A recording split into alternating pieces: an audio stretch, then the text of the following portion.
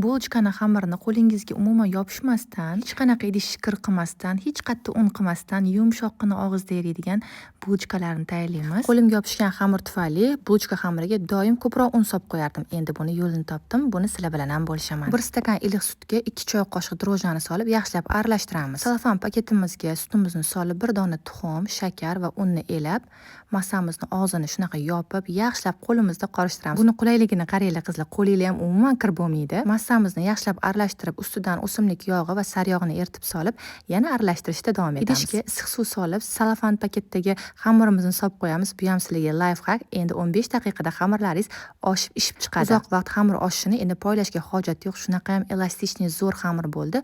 Bo'laklarga bo'lib, zuvalachalarga bo'lib olamiz. Ichiga xohlagan nachinkilarni solsanglar bo'ladi. Men varyonniy moloko soldim. Qaranglar qanaqa zo'r xamir. Endi xohlagan qolipingizga solib, mana shunaqangi qolipdan foydalandim. Ustiga tuxumni surtamizda, makni sepib 180 gradusda qip-qizil bo'lguncha pishirib olamiz. Shunaqa ham mazali, yumshoq, yengil bulchkani to'g'risi anchadan beri tayyorlamagan edim. Muhimi hech qattiq qirqilmadim, hech qattiq un bo'lib ketmadi. Albatta shu layfga yoqqan bo'lsa, like bosib yaqiningizga yuborib qo'ying.